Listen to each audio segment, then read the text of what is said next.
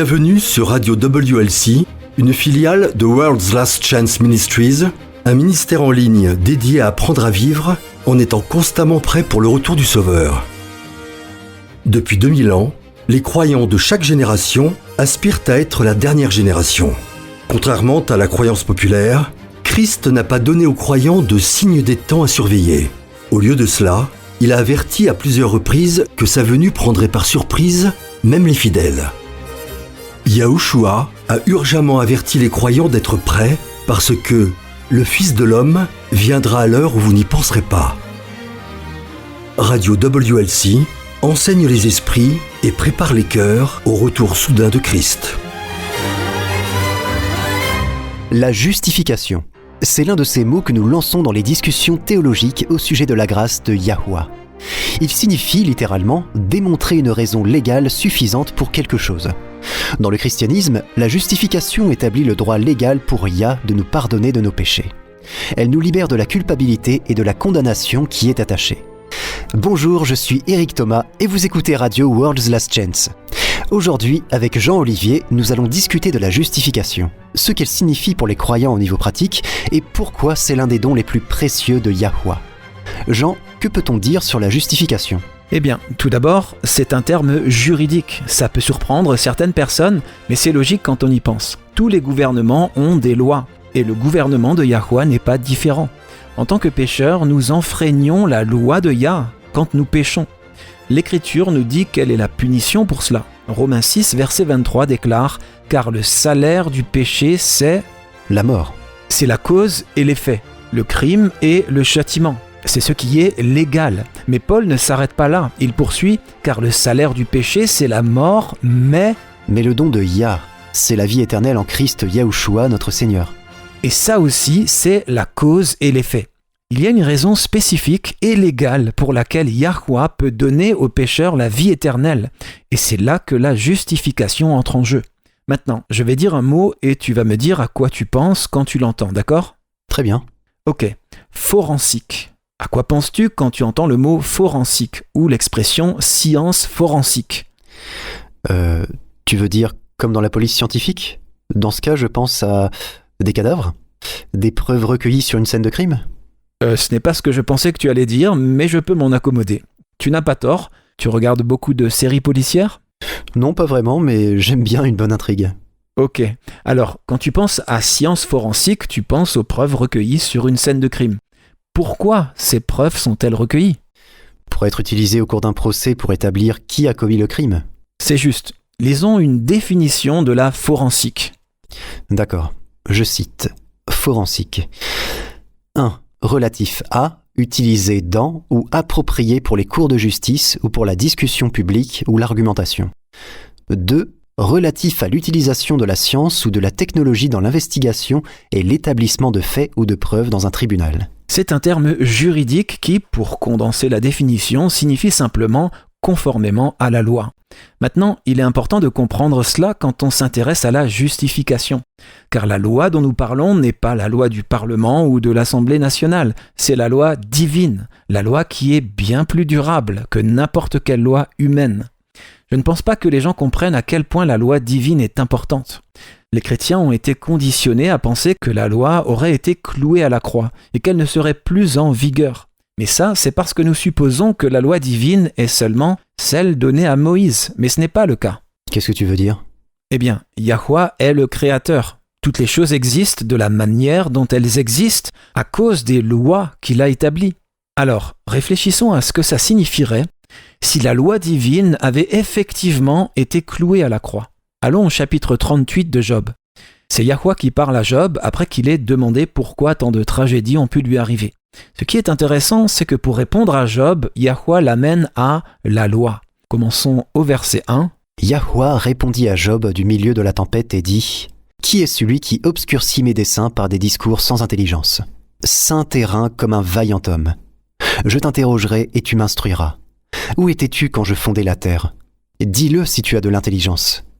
Qui en a fixé les dimensions ? Le sais-tu ? Ou qui a étendu sur elle le cordeau ? Sur quoi ces bases sont-elles appuyées ? Ou qui en a posé la pierre angulaire alors que les étoiles du matin éclataient en chants d'allégresse et que tous les fils d'Élohim poussaient des cris de joie? Qui a fermé la mer avec des portes quand elle s'élança du sein maternel?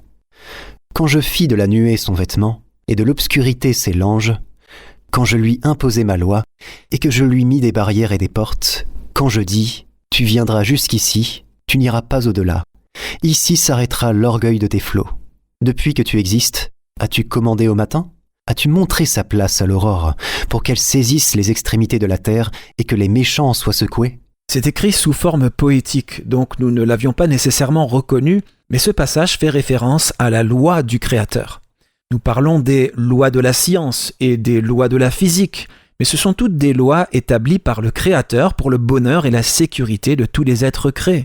Pensez-y, que se passerait-il si une seule de ces lois de la nature décidait de se rebeller? Prenons par exemple la première loi de la thermodynamique. Cette loi dit que l'énergie ne peut être ni créée ni détruite. Elle peut seulement être convertie d'une forme à une autre.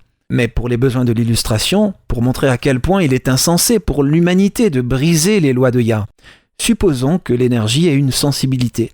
Et supposons qu'un jour, l'énergie se lève du mauvais pied.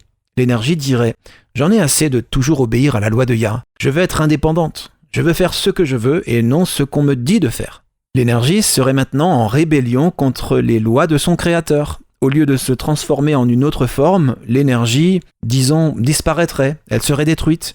D'autres fois, elle apparaîtrait soudainement, créée à partir de rien et sans avertissement. Que penses-tu qu'il arriverait au monde si l'énergie refusait d'obéir à la loi divine qui régit son existence? Quel monde? En quelques instants, il exploserait certainement sous l'effet combiné de la fusion et de la fission nucléaire. Certainement. Ça montre à quel point il est insensé pour les humains de penser qu'ils peuvent vivre en défiant ouvertement les lois de Yah. Il est le Créateur. Ce sont toutes ses lois et elles sont toutes conçues pour notre bonheur. Dans toute la vaste création de Yah, seule l'humanité, en croyant aux mensonges du diable, pense qu'elle peut être plus heureuse en vivant dans la défiance et la désobéissance à la loi divine. Lisons maintenant la définition de loi. La loi est, je cite, « une règle généralement établie par un gouvernement qui est utilisée pour ordonner la façon dont une société se comporte. » On a dit que la loi de Yah est une transcription, une copie écrite exacte de son caractère. La loi révèle ses pensées et ses sentiments. Et quels sont ses pensées et ses sentiments? Lisons Jérémie 31, verset 3. « De loin, Yahweh se montre à moi. Je t'aime d'un amour éternel. C'est pourquoi je te conserve ma bonté. » Cet amour divin est le fondement même de la loi divine. Passons à Marc 12 et commençons à lire au verset 28. Marc 12, verset 28.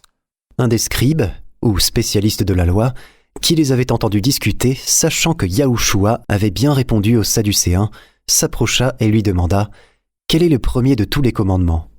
Yahushua répondit « Voici le premier. Écoute, Israël, Yahweh, notre Elohim, est l'unique Yahweh, ou Yahweh est un. Et tu aimeras Yahweh, ton Elohim, de tout ton cœur, de toute ton âme, de toute ta pensée et de toute ta force. Voici le second. Tu aimeras ton prochain comme toi-même. Il n'y a pas d'autre commandement plus grand que cela. » Le scribe lui dit « Bien, maître, tu as dit avec vérité que Yahweh est unique, et qu'il n'y en a point d'autre que lui, et que l'aimer de tout son cœur, de toute sa pensée, de toute son âme et de toute sa force, et aimer son prochain comme soi-même, c'est plus que tous les holocaustes et tous les sacrifices. » Yahushua, voyant qu'il avait répondu avec intelligence, lui dit « Tu n'es pas loin du royaume de Yah. » Remarquons d'abord que l'auteur de la question est un expert de la loi. Quelle loi? La loi romaine? La loi de Yah. Exact. Et cet enseignant de la loi et Yahushua ont une rencontre d'esprit où ils reconnaissent tous deux que le principe fondamental sur lequel la loi est basée, c'est l'amour. Voilà ce qu'est la loi. C'est de l'amour codifié. La loi n'est pas une création de Yahweh, c'est sa nature. Je le répète, la loi divine est la nature même de Yahweh. Ce n'est pas quelque chose qu'il a créé. Nous voyons cela dans une autre rencontre, similaire à celle-ci, mais avec un homme dont le cœur n'était pas aussi prêt à accepter la vérité. Lisons-le dans Luc 10. Commençons au verset 25. Vous remarquerez des similitudes et des différences entre ces deux rencontres. Un docteur, ou expert de la loi, se leva et dit à Yahushua, pour l'éprouver, « Maître, que dois-je faire pour hériter la vie éternelle ?» Nous savons donc tout de suite qu'il ne s'agit pas du même événement que celui dont parle Marc. Ce n'est pas là une personne proche du royaume de Yah. C'est quelqu'un qui veut tester Yahushua. Voyons ce qui se passe. Yahushua lui dit « Qu'est-il écrit dans la loi? Qui lis-tu » Il répondit « Tu aimeras le Seigneur, ton Dieu, de tout ton cœur, de toute ton âme, de toute ta force et de toute ta pensée, et ton prochain comme toi-même. » Tu as bien répondu, lui dit Yahushua. Fais cela et tu vivras. Ce qui est intéressant dans ces deux rencontres, c'est que ces experts de la loi de Yah sont allés directement et correctement à la racine même de la loi, comme étant l'amour de Yahweh avant tout, et l'amour pour notre prochain, comme nous nous aimons nous-mêmes. Mais voilà où cette rencontre diffère de la précédente. Que dit ensuite cet expert de la loi? Mais lui, voulant se justifier, dit à Yahushua, « Et qui est mon prochain ?» Remarquons qu'il voulait se justifier lui-même. Et la façon dont chacun d'entre nous fait cela, c'est par ce que Paul appelle les œuvres de la loi. Galates 2, verset 16 dit « Sachant que ce n'est pas par les œuvres de la loi que l'homme est justifié, mais par la foi en Yahushua Christ. » Les œuvres de la loi sont notre moyen préféré d'être sauvés. Mais le problème est que ça ne fonctionne pas, puisque par nature nous sommes toujours des pécheurs. Que dit Galates 3, verset 10 ? Car tous ceux qui s'attachent aux œuvres de la loi sont sous la malédiction. Car il est écrit, maudit est quiconque n'observe pas tout ce qui est écrit dans le livre de la loi et ne le met pas en pratique. Puisque le fondement même de la loi divine, c'est l'amour, il n'est pas possible de se justifier par l'obéissance, parce que cette obéissance même est corrompue par le désir égoïste de, comme cet expert voulait le faire, se justifier.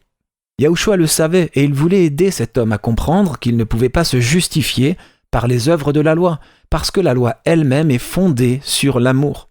Alors il a donné une parabole. Continuons à lire dans Luc 10, verset 30. Yahushua reprit la parole et dit « Un homme descendait de Jérusalem à Jéricho. Il tomba au milieu des brigands qui le dépouillèrent, le chargèrent de coups et s'en allèrent, le laissant à demi-mort. Un sacrificateur, qui par hasard descendait par le même chemin, ayant vu cet homme, passa outre. Un lévite, qui arriva aussi dans ce lieu, l'ayant vu, passa outre. Mais un Samaritain, qui voyageait, étant venu là, fut ému de compassion lorsqu'il le vit. Il s'approcha et banda ses plaies en y versant de l'huile et du vin, puis il le mit sur sa propre monture, le conduisit à une hôtellerie et prit soin de lui. Le lendemain, il tira 2 deniers, les donna à l'hôte et dit « Aie soin de lui, et ce que tu dépenseras de plus, je te le rendrai à mon retour. » Lequel de ces 3 te semble avoir été le prochain de celui qui était tombé au milieu des brigands? C'est celui qui a exercé la miséricorde envers lui, répondit le docteur de la loi. Et Yahushua lui dit « Va, et toi, fais de même. » Ce que Yahushua a essayé de faire comprendre à cet homme, c'est que l'amour en action, c'est la loi de Yah. L'amour de Yah et sa loi sont synonymes. Je me souviens avoir lu quelque part que la loi est le fondement ou à la base du trône de Yahweh. Bien sûr, parce que sans loi, tout ce que nous avons, c'est le chaos. Mais là où Satan nous aveugle, c'est dans la façon dont nous considérons la loi. Ce n'est pas un code arbitraire, une loi du type « fais ceci parce que je l'ai dit ». Cette loi divine, c'est l'amour codifié. Comme les lois de la science, qui ne sont qu'une fraction de la loi divine, les lois de Yah sont les règles qui, si elles sont respectées, nous apporteront le plus grand bonheur et la plus grande santé. Et je ne parle pas seulement de la santé physique, mais aussi de la santé mentale, émotionnelle et spirituelle. Maintenant, je sais que notre discussion d'aujourd'hui porte sur la justification. Mais si nous voulons comprendre clairement ce qu'est précisément la justification et comment elle fonctionne, il faut d'abord comprendre que la loi divine est et sera toujours en vigueur. La loi est amour. Pourquoi la supprimerait-on ou la clouerait-on à la croix? Oui, on a tendance à séparer les lois de la nature de la loi des 10 commandements, mais elles font toute partie intégrante de la loi de Yah, n'est-ce pas? La même loi qui décrète que la lune se lève avec le soleil une fois tous les 29 jours et demi est la même loi qui dit que nous devons aimer Yah d'abord et avant tout et notre prochain comme nous-mêmes. C'est aussi la même loi qui fait germer et croître une graine. Imaginez à quel point ce serait chaotique si la nature se rebellait contre la loi divine comme le fait l'homme. Nous ne sommes pas dans le chaos complet parce que la nature obéit à la loi de son créateur. Seul l'homme a choisi de se rebeller. Et nous pouvons en voir le résultat dans le monde qui nous entoure. La bonne nouvelle pour nous est que le même amour, qui est le fondement du gouvernement divin, a également trouvé un moyen de pardonner aux pécheurs, même si nous avons encore une nature déchue et qu'il peut nous arriver de trébucher dans le péché. C'est ce qu'on appelle la justification. La plupart des gens aujourd'hui croient que le samedi est le sabbat du 7e jour des Écritures, pour l'unique raison que c'est le jour où les Juifs adorent. Le problème est que cela ne prouve rien. Dire que les Juifs adorent au samedi, par conséquent le samedi est le sabbat, puisque c'est le jour où les Juifs adorent, est un exemple typique de raisonnement circulaire. La vérité étonnante est que les érudits juifs eux-mêmes reconnaissent que le samedi n'est pas l'ancien sabbat originel de l'Écriture. Si vous souhaitez en savoir plus, visitez notre site web worldslastchance.com et lisez « Les Juifs et le sabbat, la dissimulation oubliée ». Encore une fois, lisez « Les Juifs et le sabbat » sur worldslastchance.com.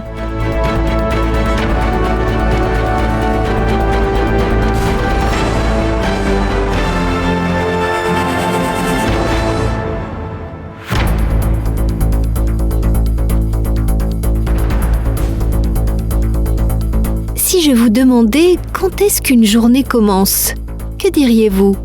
À minuit ? C'est le moment du changement de date, n'est-ce pas ? Mais si je vous demandais quand est-ce que le sabbat commence, quelle serait votre réponse ? Beaucoup de gens pensent que le sabbat commence vendredi soir au coucher du soleil. La vérité choquante, cependant, est que les Écritures révèlent quand le jour commence. Mais ce n'est ni à minuit, ni au coucher du soleil. Si vous souhaitez savoir ce que la Bible enseigne sur le moment où le jour commence, rendez-vous sur notre site web worldslastchance.com et recherchez la vidéo « Quand est-ce qu'un jour commence ?»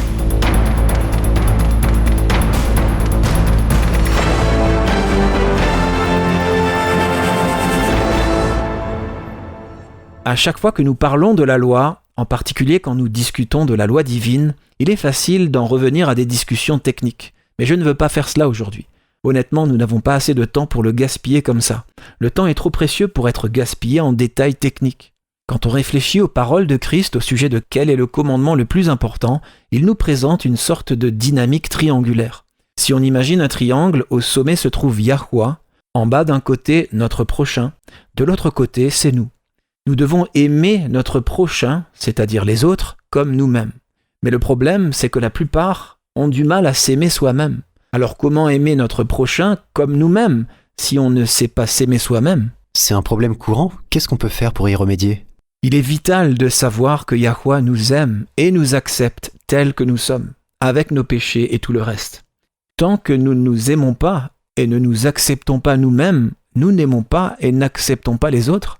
Au lieu de cela, nous adoptons la même attitude de jugement et de critique envers les autres que celle que nous ressentons envers nous-mêmes.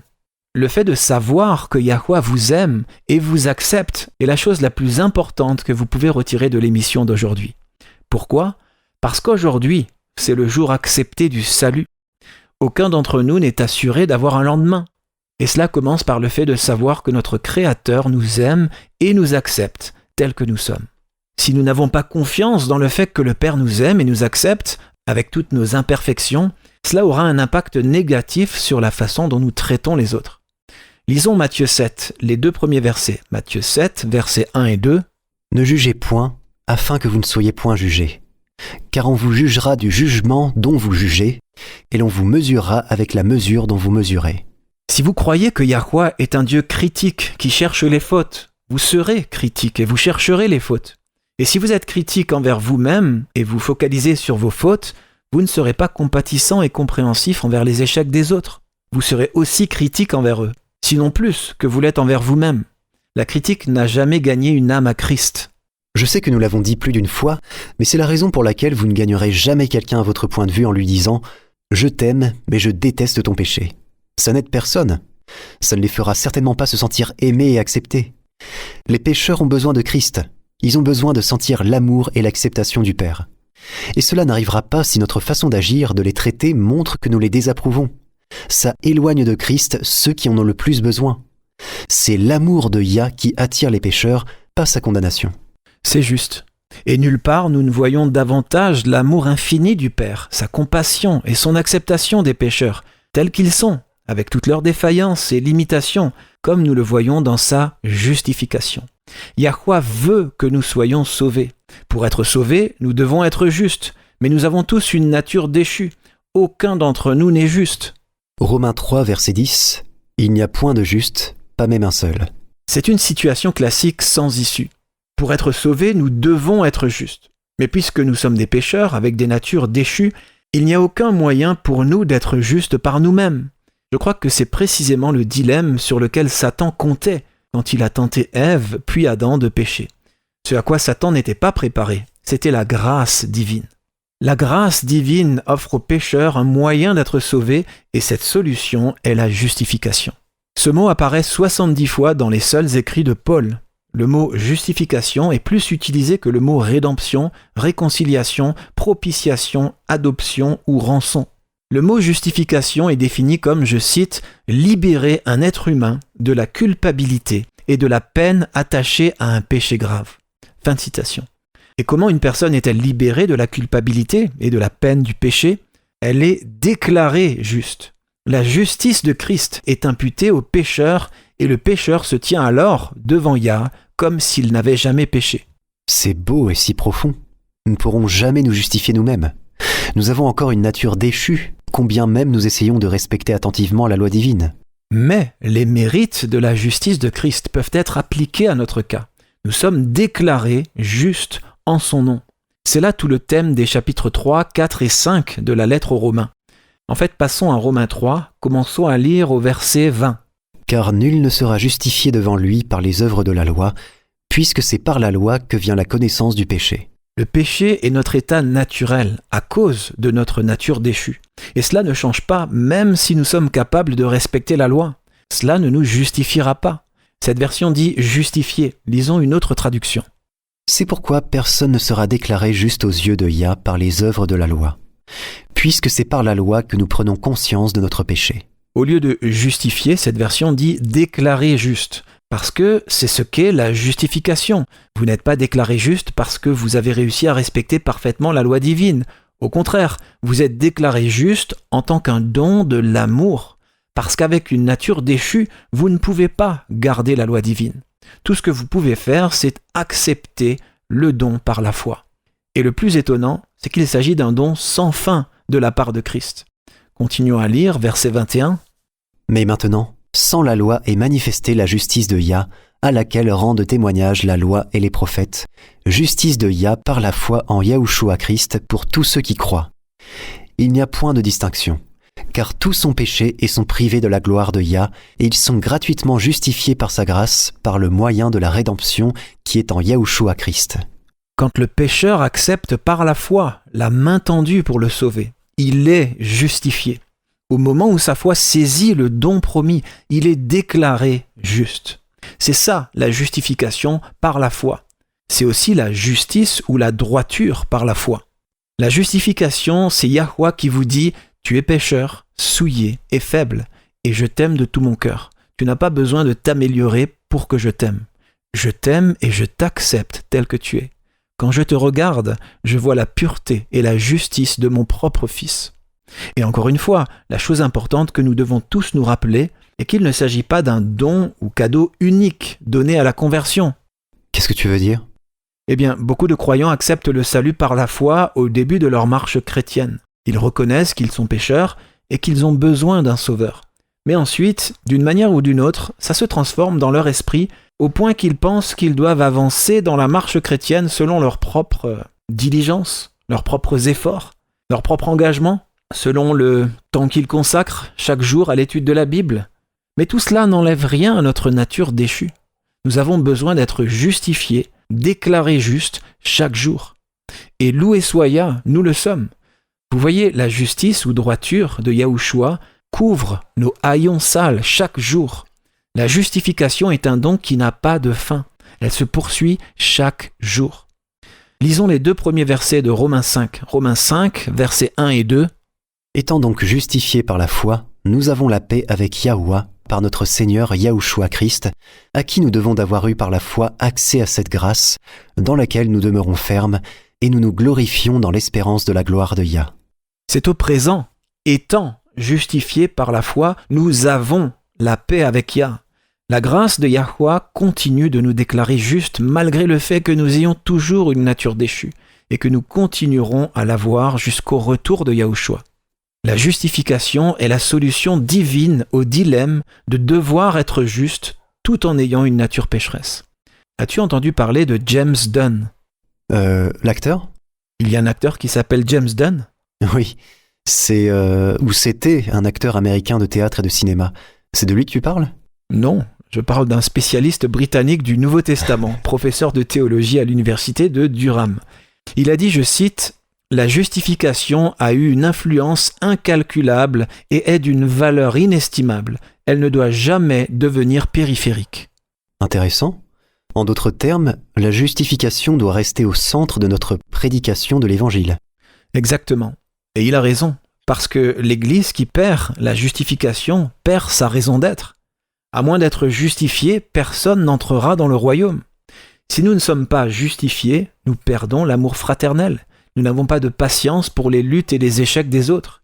Nous n'avons certainement pas de compréhension aimante pour encourager les âmes à croire que Yah les aime et les accepte tels qu'ils sont. C'est ça, tout à fait. Tu peux le redire ? Si nous avons perdu notre justification, nous n'avons pas de compréhension aimante à donner aux autres. Pour encourager les âmes à croire que Yahweh les aime et les accepte tels qu'ils sont. Je suppose que c'est pourquoi cette habitude qu'ont de nombreux chrétiens de dire, disons, à une personne homosexuelle ou à une personne transgenre, « Je t'aime mais je déteste ton péché », a toujours été si rebutant pour moi. Les gens qui se noient dans le péché ont besoin de sentir l'amour de Yah, son acceptation. Ils ont besoin de savoir qu'ils peuvent aller vers lui tels qu'ils sont. Ils n'ont pas besoin que des gens pointent un doigt accusateur sur eux.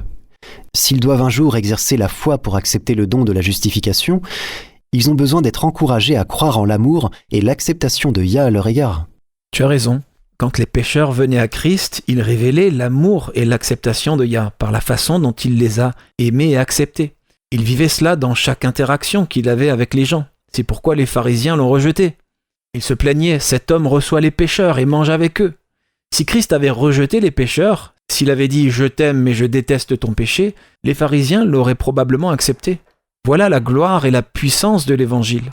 Même si nous avons toujours la nature du péché en nous, même si nous luttons toujours avec des tendances cultivées et héritées au péché, nous sommes toujours acceptés dans le bien-aimé. Quand Yahweh nous regarde, il voit la pureté parfaite de son Fils. Nous sommes déclarés justes. C'est ça l'amour. C'est ça. Maintenant, ce que ça signifie au niveau pratique, c'est que nous nous tenons devant Yah comme si nous n'avions jamais péché. Alors, supposons que quelqu'un ait un accident de voiture mortel en rentrant chez lui. Quelqu'un lui coupe la route et en un instant, il perd son calme, il a un accident et il meurt avant d'avoir eu l'occasion de se repentir de sa colère, disons. Ça ne signifie pas qu'il est perdu à cause des défauts d'une nature déchue. S'il a placé sa foi en Christ, il a déjà reçu le verdict du dernier jugement. Et ce verdict est que nous avons été et sommes actuellement déclarés justes à chaque instant. C'est énorme. J'avais l'habitude d'être constamment effrayé par la réalité du moment présent. Que se passe-t-il si je meurs soudainement alors que je suis en train d'avoir une pensée de convoitise ou de luxure ?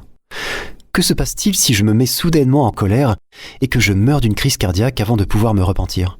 Est-ce que ça signifie que je suis perdu ? Mais tu vois, tu ne peux pas devenir juste par tes propres moyens. Même le fait de se repentir ne te donne pas la justice ou droiture. Tu ne peux qu'être déclaré juste. Et tu as déjà été déclaré juste, donc tu es maintenant même accepté comme juste. Tu vois, Yah sait que tu as une nature déchue. Ce n'est pas une surprise pour lui. Voilà pourquoi il a fourni la solution, la justification.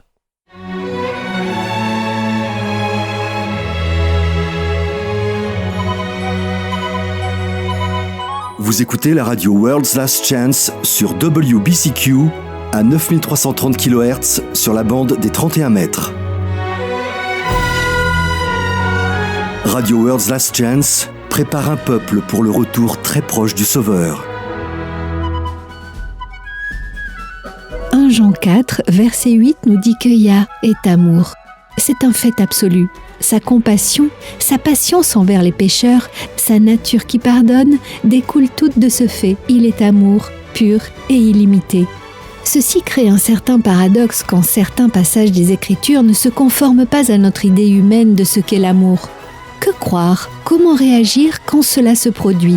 Que faire si un récit de l'Écriture semble directement contredire ce que nous pensons savoir de l'amour divin? Dans l'émission numéro 221, Éric et Jean se confrontent à la question suivante. Le Yahweh de l'Ancien Testament est-il cruel? Il y a des passages qui sont difficiles à comprendre, mais la vérité qui les sous-tend tous est que Yah est vraiment amour. Rejoignez Éric et Jean pour un regard perspicace sur l'un de ces passages qui établit l'amour éternel de Yah, même quand les circonstances rendent difficile la compréhension de ce qui se passe. Recherchez le Yahweh de l'Ancien Testament est-il cruel sur notre site web ou sur notre chaîne YouTube. La justification est le don de Yah pour sauver les gens qui sont dans un état de péché à cause de leur nature déchue. Lisons Romains 4, les versets 5 à 8. « Et à celui qui ne fait point d'œuvre, mais qui croit en celui qui justifie l'impie, sa foi lui est imputée à justice. » De même, David exprime le bonheur de l'homme à qui Yahweh impute la justice sans les œuvres. Heureux ceux dont les iniquités sont pardonnées, et dont les péchés sont couverts. Heureux l'homme à qui Yah n'impute pas son péché. Yahushua a pris tous nos péchés. Il a pris les péchés d'hier, il a pris les péchés d'aujourd'hui, et il a pris les péchés de demain aussi. Il a pu faire cela grâce à la justification forensique. Que dit Paul dans Romains 6, commençons au verset 1. Que dirons-nous donc? Demeurerions-nous dans le péché afin que la grâce abonde? Loin de là. Nous qui sommes morts au péché, comment vivrions-nous encore dans le péché? Ignorez-vous que nous tous, qui avons été baptisés en Yahushua Christ, c'est en sa mort que nous avons été baptisés. Nous avons donc été ensevelis avec lui par le baptême en sa mort, afin que, comme Christ est ressuscité des morts par la gloire du Père, de même nous aussi nous marchions en nouveauté de vie.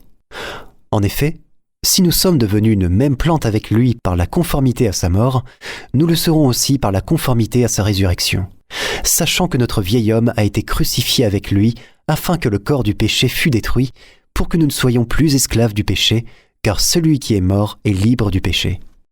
Au calvaire, nous étions en Christ. Sa mort est la mienne, son triomphe est le mien. Par la foi, j'ai été enseveli avec lui et sa résurrection est la mienne.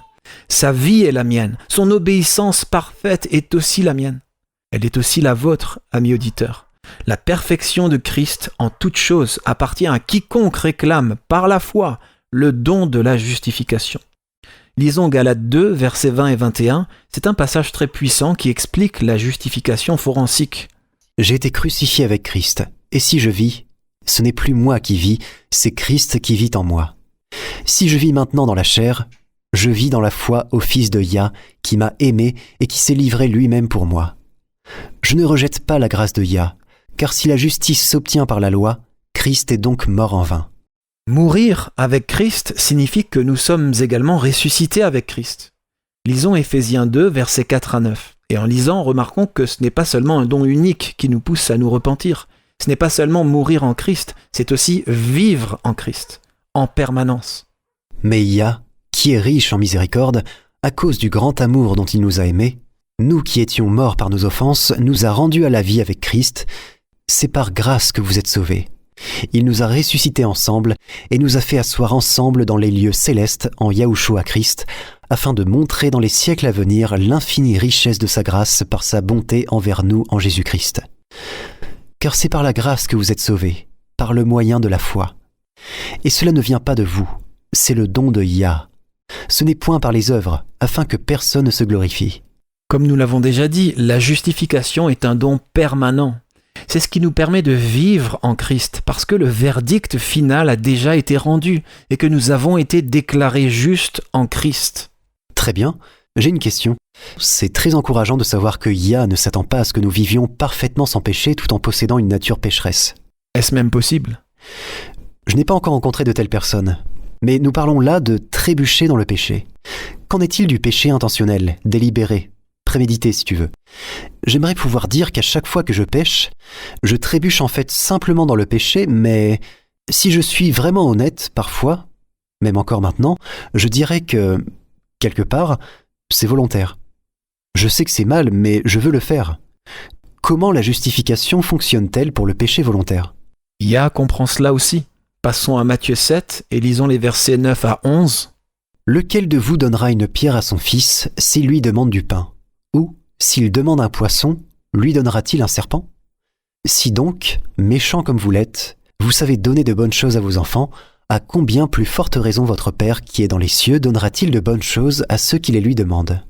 Nous sommes des pécheurs, nous avons toujours été des pécheurs. Yahweh nous aime quand même. En tant que parent, est-ce que tu proposes ton bébé à l'adoption parce qu'il a fait une crise de colère? Non, Est-ce que tu renies ou déshérites ton ado parce qu'il traverse une phase de rébellion? bien sûr que non. Tu les aimes de toute façon, tout comme notre Père céleste. J'aime beaucoup la façon dont le Père est décrit dans Luc 6. Lisons les versets 35 et 36 de Luc 6. Remarquons les adjectifs utilisés pour décrire Yahweh. Mais aimez vos ennemis, faites du bien et prêtez sans rien espérer. Et votre récompense sera grande, et vous serez fils du Très-Haut, car il est bon pour les ingrats et pour les méchants. Soyez donc miséricordieux, comme votre Père est miséricordieux. Il est bon pour les ingrats et les méchants. Il est bon, il est miséricordieux. Et c'est ainsi qu'il traite les ingrats et les méchants. Je ne sais pas ce qu'il en est pour toi, mais je trouve qu'il est assez facile d'être bon avec ceux qui sont bons. Il n'est pas difficile d'être généreux avec ceux qui sont généreux. Mais être bon, être miséricordieux envers ceux qui sont méchants et cruels, eh bien, disons que les rares fois où cela se produit, ces personnes se constituent une récompense certaine. Tu n'es pas du genre à garder rancune, n'est-ce pas, Jean? Eh bien, honnêtement, ça dépend vers qui. Si quelqu'un me pardonne quand je fais une erreur, bien sûr, je n'ai aucun problème à leur pardonner quand ils font une erreur. Mais si j'ai contrarié quelqu'un par inadvertance et que la personne m'en veut, oui, il est plutôt facile de garder rancune en conséquence. Mais ce n'est pas ce que fait Yah. Il est bon, il est miséricordieux. Il pardonne à ceux qui sont méchants, ingrats et impitoyables. Qu'a dit Christ à la femme prise en flagrant délit d'adultère? Je ne te condamne pas non plus, va et ne pêche plus. Nous devons nous rappeler que dans chaque interaction de Christ, nous voyons ce que le Père ferait s'il était humain. Sans même nous en rendre compte, nous avons tendance à avoir peur de Yah. Après tout, il est Dieu et nous ne le sommes pas. Il est même appelé le Tout-Puissant. Quand Moïse a demandé à voir sa face, il lui a été dit que personne ne peut voir la face divine et vivre. Cela a tendance à créer une crainte très saine dans le cœur des pécheurs. L'instinct de conservation à l'œuvre. C'est sûr, mais c'est pourquoi il est si important de se rappeler que Christ est venu pour révéler le Père, son amour, sa bonté, son pardon, son acceptation des pécheurs. Qu'a dit Christ aux brigands sur la croix? Tu seras avec moi au paradis. Le paradis est à vous, amis auditeurs. Il est à moi. Par la foi, à cause de la justification, il est à nous en cet instant même. Qu'en est-il des voleurs? Est-ce pour eux? Bien sûr, Des meurtriers? absolument. Qu'en est-il des adultères, des fornicateurs, des alcooliques? Qu'en est-il des personnes qui se mettent en colère? Les gens qui cherchent l'erreur chez les autres? Qu'en est-il des gens qui font des commérages ou des parents qui crient sur leurs enfants? Qu'en est-il des personnes qui sont spirituellement paresseux? Eh bien, Christ est mort pour tout le monde. Absolument. Le paradis est donc pour tous ceux qui croient et le reçoivent. Et il est à eux dès maintenant, à la minute même, par la foi. Mais ne devons-nous pas d'abord nous repentir? Non, parce que le repentir lui-même est un don. Quand on a une nature déchue, une nature qui est rebelle de bout en bout, on ne peut pas générer en soi-même des sentiments de tristesse pour le péché. Vous ne le pouvez pas. C'est pourquoi nous avons besoin d'une justification. Tu l'as déjà dit plusieurs fois. Es-tu en train de dire que tout ce que nous avons à faire, c'est de croire? Nous n'avons pas besoin de nous repentir, nous n'avons pas besoin d'obéir? Il suffit de dire qu'on croit et c'est suffisant? Je ne suis pas sûr d'être d'accord avec ça. On dirait presque que tu es passé à la grâce bon marché. Tant que vous croyez, c'est tout ce que vous avez à faire. Eh bien, c'est plus nuancé que cela. Il y a une différence entre ce que nous devons faire et ce que nous pouvons faire. Tout ce que nous pouvons faire, c'est croire. C'est la limite de notre force. Mais nous devons faire plus. Et c'est là que la foi entre en jeu. Quand nous croyons vraiment, pas seulement le dire, mais croire vraiment, alors nous nous efforçons d'obéir. Puisque nous avons des natures déchues, notre obéissance ne sera pas parfaite. Mais nous ferons quand même un effort de bonne foi pour faire tout ce qui est en notre pouvoir pour nous conformer à la volonté révélée de Yah. D'accord. Juste pour m'assurer que je te comprends bien.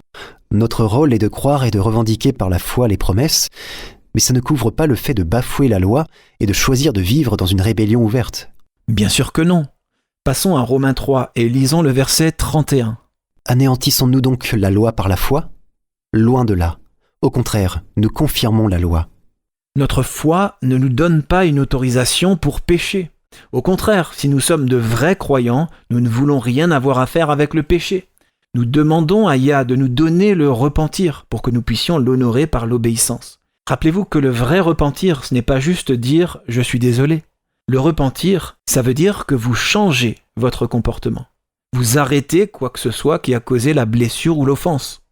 Mais si nous avons une nature déchue, nous ne pouvons pas. Pas par nous-mêmes, non. Mais nous pouvons demander à Yah de nous donner la victoire dans ce domaine. La foi est un outil, et si nous sommes de vrais croyants, nous l'utiliserons. Il se peut que notre nature déchue continue à nous trahir dans le péché. Mais si nous sommes vraiment convertis, si nous sommes vraiment repentants, nous voudrons arrêter de pécher. Nous n'allons pas continuer à pécher joyeusement juste parce que nous le pouvons. Ça ferait de nous des hypocrites, et aucun hypocrite n'entrera jamais dans le royaume de Yah. Passons à Michée 7 et lisons les versets 18 et 19 qui nous donnent un bel aperçu de ce que signifie la justification à un niveau pratique. Michée 7, versets 18 et 19. Quel Dieu est semblable à toi, qui pardonne l'iniquité, qui oublie les péchés du reste de ton héritage. Il ne garde pas sa colère à toujours, car il prend plaisir à la miséricorde. Il aura encore compassion de nous. Il mettra sous ses pieds nos iniquités. Tu jetteras au fond de la mer tous leurs péchés. Ésaïe 43, verset 25 dit « C'est moi qui efface tes transgressions pour l'amour de moi, et je ne me souviendrai plus de tes péchés. » Maintenant, laisse-moi te poser une question. Si quelque chose n'existe pas dans l'esprit de Yah, même pas dans sa mémoire, est-ce qu'elle existe même quelque part? Non. Yahushua a été traité comme nous le méritons, pour que nous puissions être traités comme lui le mérite. La justification est la solution ultime de Yah au problème du péché. Lucifer ne s'attendait pas à ça, et c'est ainsi que nous sommes sauvés. Vous n'avez pas besoin d'être bon pour être sauvé, mais vous devez être sauvé pour être bon. Maintenant, comme tu l'as souligné, Eric, nous avons un rôle à jouer parce que Yah aime la liberté. Il respectera toujours notre droit de choisir. Alors, quel est notre rôle? Notre rôle est de choisir d'accepter les dons, les cadeaux que Yahuwah nous offre. Maintenant, est-ce que tu peux imaginer quelqu'un qui accepterait vraiment les dons de Yah, puis qui ferait demi-tour et continuerait à se rebeller ouvertement? Non, ça m'amènerait à me demander si la personne avait vraiment choisi Yah. Parce que si c'est le cas, nous ferons tout ce qui est en notre pouvoir pour coopérer avec lui. Et ça inclut de faire de notre mieux, dans les limites d'une nature déchue, pour vivre en conformité avec sa volonté révélée. Nous avons dit que la justification, c'est plus que le pardon. C'est un acquittement. Mais c'est encore plus que l'acquittement. La justification, c'est l'imputation des mérites de Yahushua. Waouh, quand on y pense, c'est énorme et merveilleux. Yahuwah nous attribue les mérites de Christ lui-même. C'est exactement ça. La lettre aux Hébreux nous dit que Christ a été rendu parfait par les choses qu'il a souffertes. Ça signifie qu'en lui, nous sommes parfaits. Ses victoires sont les nôtres. Sa victoire sur la colère, c'est ma victoire. Sa victoire sur la procrastination, c'est la mienne. Sa victoire sur les pensées impures, c'est la mienne. Sa victoire sur quoi que ce soit d'autre. La paresse, le manque d'intérêt pour les choses spirituelles. Tout ça, et bien plus encore. Ces victoires sont comptabilisées comme étant les nôtres. Elles nous sont attribuées comme si nous les avions remportées. C'est ça aussi la justification. Et nous l'acceptons, tout comme nous le faisons pour le pardon, par la foi. Nous sommes sauvés par la grâce de Yah. La grâce signifie bien plus qu'une manière agréable de se déplacer. La grâce signifie une faveur imméritée. Car c'est par la grâce que vous êtes sauvés, par le moyen de la foi. Et cela ne vient pas de vous, c'est le don de Yah. Éphésiens 2, verset 8, oui. Le salut est dû à la grâce infaillible de Yah. Paul dit dans Romains 5, verset 20, « Là où le péché a abondé, la grâce a surabondé. » Voilà comment les pécheurs peuvent être justifiés, par la grâce de Yah. Et c'est à cause de la grâce que la justification est un don gratuit. Elle n'est pas assortie de conditions. C'est un don gratuit. Lisons Galates 2, verset 19. C'est un verset que beaucoup de gens peuvent trouver déroutant, mais quand on comprend la justification, il prend tout son sens. Galates 2, verset 19. « Car c'est par la loi que je suis mort à la loi, afin de vivre pour Yah. » Tant que nous ne mourrons pas à la loi comme moyen d'être sauvés, nous sommes perdus.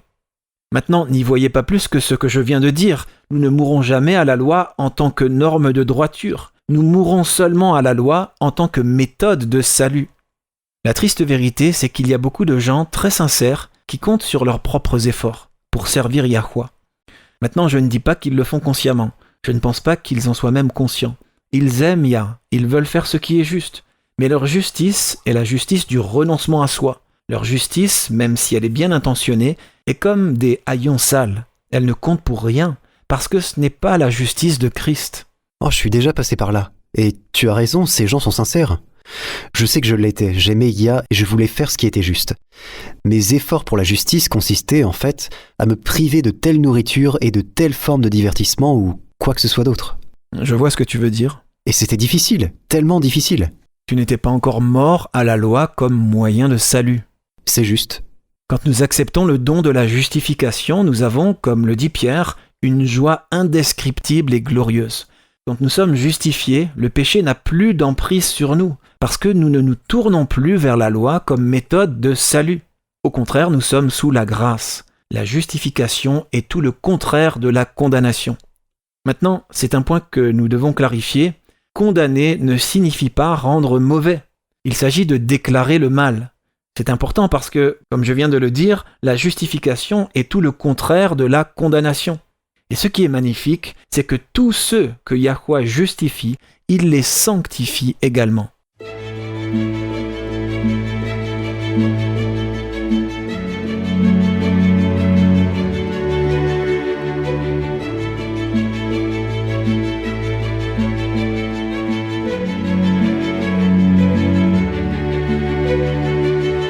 De nombreux adultes auraient aimé avoir la possibilité d'étudier la religion à l'université. Il n'est pas trop tard.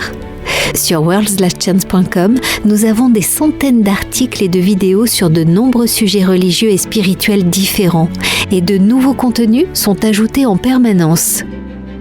Certains articles donnent des conseils sur comment vivre une vie chrétienne victorieuse.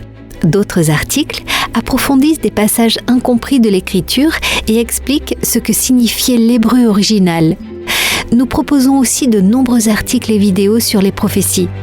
Paul a dit à Timothée : « Toute écriture est inspirée de Dieu et utile pour enseigner, pour convaincre, pour corriger, pour instruire dans la justice, afin que l'homme de Dieu soit accompli et propre à toute bonne œuvre. » Si vous lisez attentivement le contenu de notre site web, vous aurez une base solide non seulement dans les vérités doctrinales, mais vous connaîtrez aussi les secrets d'une prière efficace et comment étudier la Bible pour découvrir la vérité par vous-même. Visitez notre site worldslastchance.com. Il n'est jamais trop tard pour commencer. worldslastchance.com prépare un peuple pour le retour très proche du Sauveur.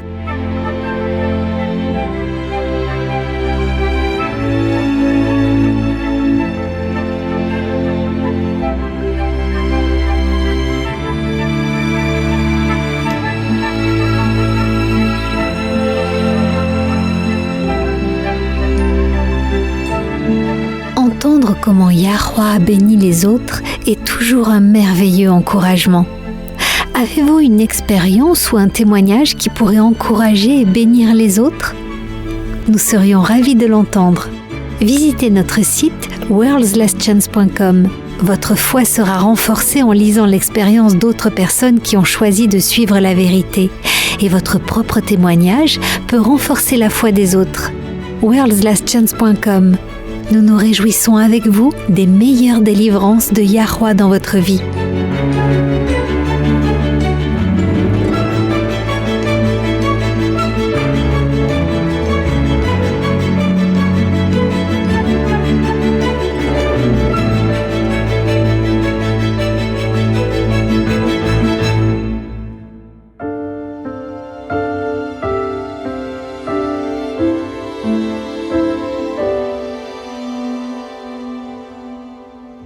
Vous écoutez Élise Blanc pour votre promesse quotidienne de la parole de Yah. Calvin Johnson et ses amis Ben et Bill Winston passaient leurs vacances d'été universitaires à travailler sur un crevettier dans le golfe du Mexique. Après une longue nuit de dur labeur, les 3 jeunes hommes ont décidé de faire un petit plongeon dans la mer pour se nettoyer et se rafraîchir. Ils avaient pris une barque de 5 mètres sur le grand bateau. Ce n'était pas un problème, jusqu'à ce qu'une série de grosses vagues retourne la barque. Calvin est remonté à la surface en crachotant et en riant. Bon nageur, il ne s'est pas inquiété jusqu'à ce qu'il s'aperçoive que la barque n'avait pas seulement été retournée, mais qu'elle avait coulé. Il a rapidement cherché ses amis autour de lui. Les deux frères et Calvin se dirigeaient l'un vers l'autre. Le véritable danger de la situation est rapidement apparu quand les jeunes hommes ont réalisé qu'aucun d'entre eux ne portait de gilet de sauvetage et qu'ils étaient hors de vue du crevettier et de la terre. Ils étaient comme 3 minuscules points dans une mer gigantesque. Ils ont essayé de rester ensemble, mais les vagues les éloignaient de plus en plus. Au début, Calvin n'était pas trop inquiet. Il ne s'était pas tellement éloigné du crevettier et quelqu'un ne tarderait pas à s'apercevoir de leur disparition pour partir à leur recherche. Mais ce n'est pas ce qui s'est passé. Tout le monde à bord du bateau était déjà allé se coucher. Il a fallu plusieurs heures avant qu'on s'aperçoive de la disparition des 3 garçons, et il était alors impossible de savoir quelle partie du golfe il fallait chercher. Nager et nager après une nuit complète de travail acharné devenait de plus en plus difficile. Calvin s'efforçait de rester éveillé, mais il commençait à s'endormir sans cesse. Quand son corps s'enfonçait dans les vagues, de petits poissons venaient lui grignoter les orteils. Le choc le réveillait en sursaut et le faisait remonter à la surface. Plus tard, Calvin dira que les poissons étaient des agents de Ya, envoyés pour le maintenir éveillé. L'éducation de Calvin n'avait pas été une éducation spécialement dévouée. Mais là, seul à la dérive dans les eaux du golfe du Mexique, Calvin a appris à prier de tout son cœur. Dans les heures qui ont suivi, le temps a perdu toute signification pour Calvin. Un bateau s'est approché à moins de 20 mètres de lui, mais personne ne l'a vu ni entendu ses cris. Le bateau est passé et a disparu au loin. Calvin a alors abandonné sa volonté à celle de Ya. Vivre ou mourir, il s'en est remis à son créateur. Il était presque dans le coma quand un bateau de pêche à la crevette a finalement atteint sa position. Cette fois, on l'a vu. « Dieu vous a envoyé, n'est-ce pas ?» a demandé Calvin au marin. Ceux-ci lui ont expliqué que Ben et Bill avaient été secourus après avoir passé 10 heures dans l'eau, mais que Calvin était dans le golfe depuis 22 heures. Ils étaient tous étonnés qu'il ait réussi à rester à flot aussi longtemps. Mais Calvin savait que Ya veillait sur lui. Le psaume 34,4 nous dit « J'ai cherché Yahweh, et il m'a répondu. Il m'a délivré de toutes mes frayeurs. » Nous avons reçu de grandes et précieuses promesses. Réclamez-les dès maintenant.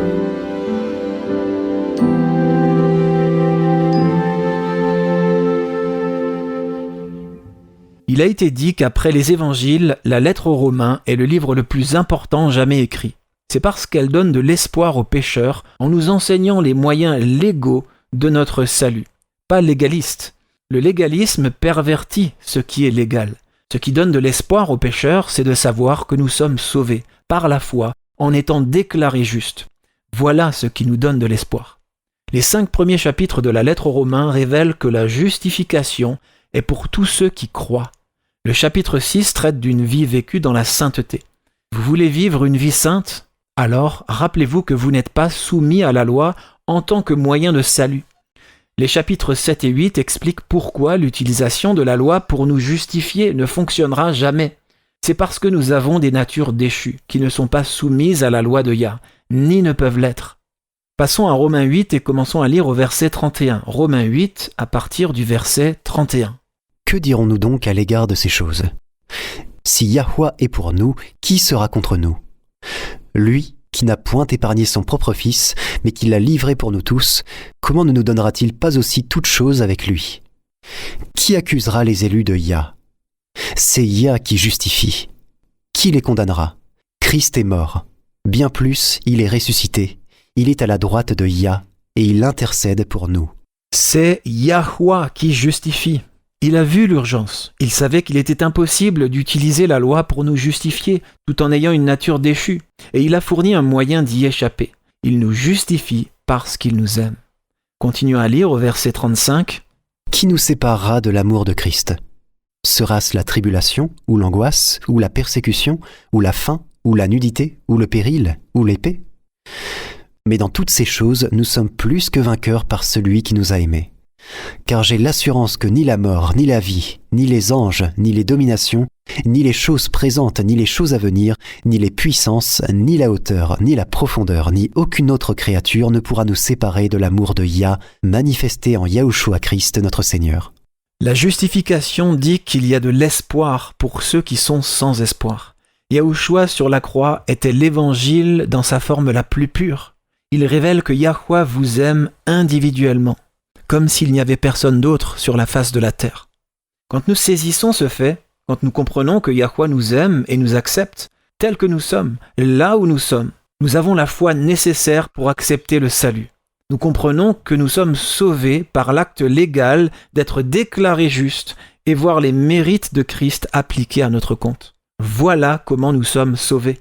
Non par les œuvres, afin que personne ne se glorifie, simplement en acceptant le don continuel de la justice de Christ pour nous acquitter de nos péchés passés et nous faire bénéficier de ses actes justes. C'est notre seul espoir, mais il est suffisant. En cet instant même, nous avons le salut. Nous ne sommes pas condamnés. Nous sommes acceptés dans le bien-aimé. As-tu entendu parler de Frédéric Bruce, ou F.F. Bruce ? C'était un professeur écossais qu'on a appelé le doyen de l'érudition évangélique. Il disait que si les croyants étudiaient la lettre aux Romains, ça signifierait un changement cataclysmique, mais un changement pour le mieux, parce que toute la lettre traite de la justification. C'est vrai. À chaque fois que Paul fait un lien entre la justice et la foi, il parle en fait de justification. N'importe quel érudit grec vous dira que la justice ou droiture par la foi, c'est la justification par la foi. Les deux sont synonymes. Vous n'avez pas à douter de l'amour et de l'acceptation de Yah si vous trébuchez dans le même péché. Vous êtes sauvés parce que vous avez été justifiés, non pas parce que vous pourriez d'une quelconque manière maintenant observer parfaitement la loi divine. Pour terminer, lisons Jean 5, verset 24. En vérité, je vous le dis, celui qui écoute ma parole et qui croit à celui qui m'a envoyé a la vie éternelle et ne vient point en jugement, mais il est passé de la mort à la vie. Dès l'instant où vous croyez, vous avez la vie éternelle. Vous êtes justifiés, acquittés, et les mérites de Yahushua vous sont imputés. Que peut-on demander de plus ? Nous espérons que vous pourrez vous joindre à nous demain. Et d'ici là, rappelez-vous, Yahweh vous aime. Et vous pouvez lui faire confiance en toute sécurité, car il en est digne.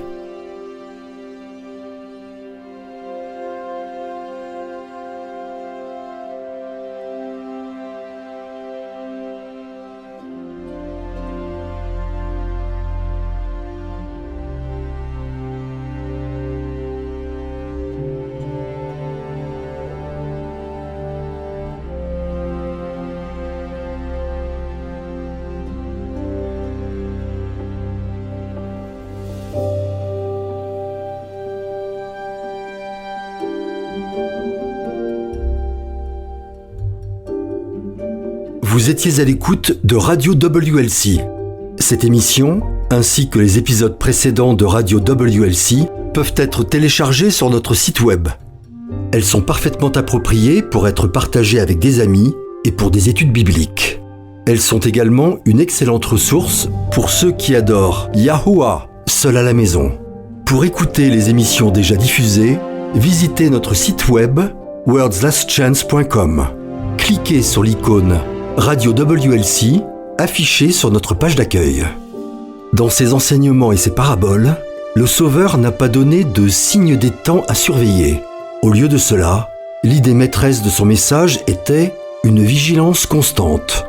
Rejoignez-nous demain pour un autre message rempli de vérité, alors que nous explorons divers sujets centrés sur le retour du Sauveur et comment vivre en étant constamment prêt à l'accueillir chaleureusement quand il viendra. Radio WLC enseigne les esprits et prépare les cœurs au retour soudain de Christ.